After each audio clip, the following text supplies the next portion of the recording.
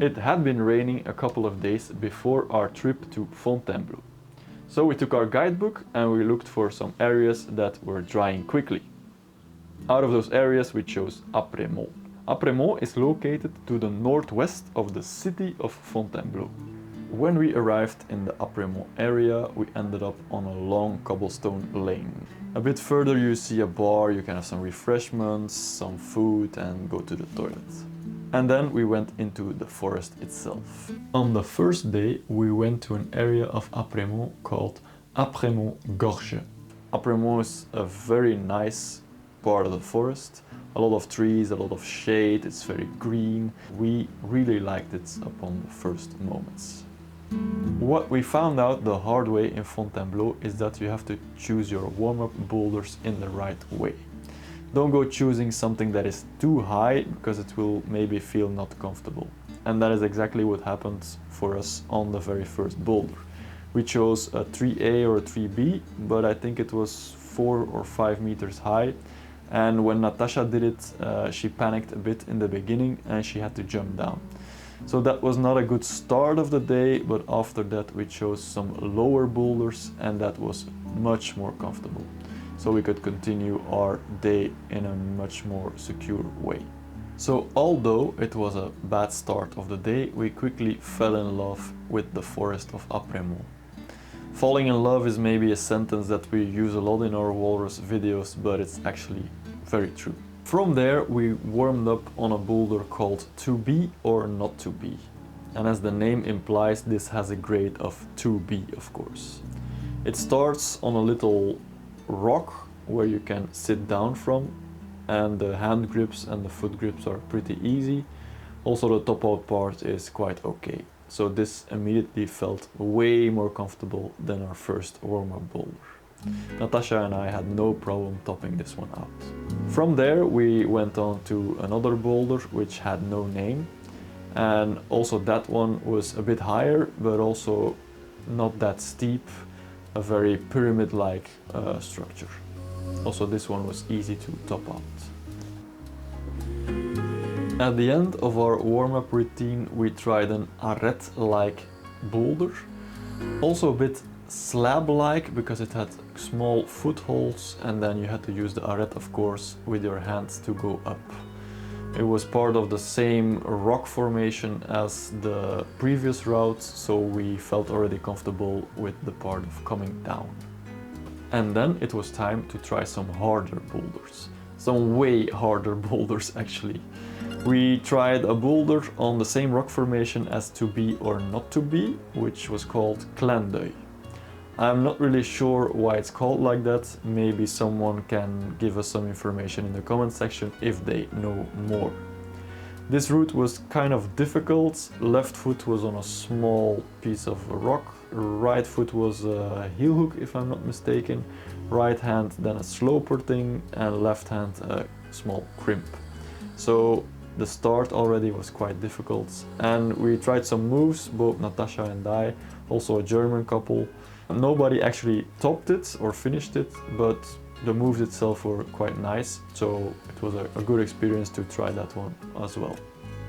Behind these routes there was a rock formation called Jitsu. On this rock you have several kind of routes going from quite easy to very difficult. We tried I think the easiest one on that at first, which was called La Fenêtre. It's a 5A or a 5A plus. I was able to flash it, maybe not in a pretty way, but I did it. And then Natacha gave it some goes as well. For her it was a bit more difficult, but I think she will definitely manage to climb it next time we go there, because it was a beautiful route and we both think we should try it again when we go again to the area of Apremont. To the right of La Fenêtre there was another route a bit more difficult than La Fenêtre itself, which is 5A+, and this one was 5B+. It was very hard to top and to do because you had to squeeze your body in a weird position. Your back was totally bent and your knees were quite tight.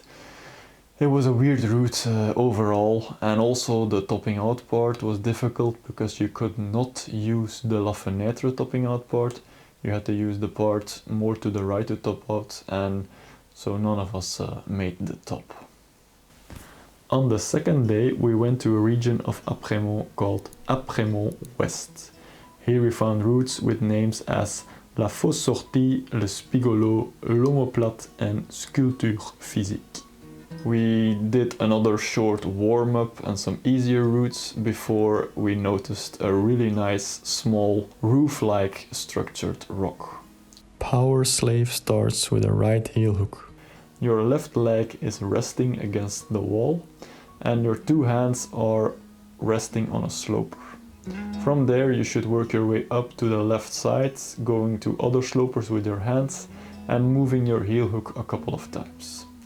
Then there is a dynamic part to a triangle shaped structure where you should shift your feet, place your hands again, matching it you could say, and then shift your feet again. The top out part is a bit tricky as you can see in the video, but with some cheering of other people I managed to top it out. I did. Yeah, you got it. You got it. Come on. You're up. You're up. Yes, Venga, vamos. yes, yes, Vamos. yes, yes. Moving on from this area, we found an area where it was a bit lower in the forest. The ground was a bit more even. There were some nice warm-up routes again, which we tried, and then we found a route called Sculpture Physique. This was a nice route, some big jerks for your hands, again some heel hooks. It starts from a low right position and you have to work your way up to the left side. The end is quite high, so it was a bit scary at the beginning, but after a while we got used to the height and also the heel hooks, because you had to move your heel a couple of times. Also use a foot jam, sometimes that was easier. And at the end the top out part was a bit scary, but also there we managed to do it. This was the end of day 2, so we went back to our Airbnb and got a good night's sleep. On the third day we went to an area called Cul de Chien. Cul de Chien is centrally located in the Fontainebleau area and is a more popular destination. When we arrived in the Cul de Chien area, we were surprised by the scenery. It looks a bit like a desert here. A lot of sand, less trees, less shade, much hotter than the Apremont region. We warmed up on some low boulders as we didn't want to make the mistake we made on the first day in Apremont. So we took it comfortably and we tried some easy low boulders in this area.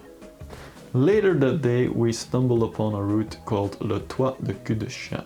This is actually one of the classics in Fontainebleau and we really wanted to try this. It's a 6C plus or 7A, depending on which guidebook you take, so it was a bit above our pay grade.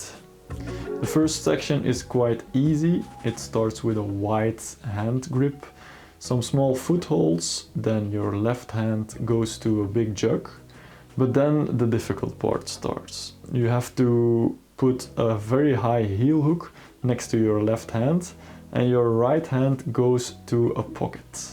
From there on, it's actually the intention to hold on to the pocket with your right hand and go up with your left hand to a small jug. We never reached this part because I think this is actually one of the cruxes of the route. After that, we saw some people doing it. You have to really do a dynamic move to another jug, and then the topping out part is not easy as well. Definitely a route we will try in the future because we really want to do our first classic in Fontainebleau. A quick tip, bring a lot of crash pads.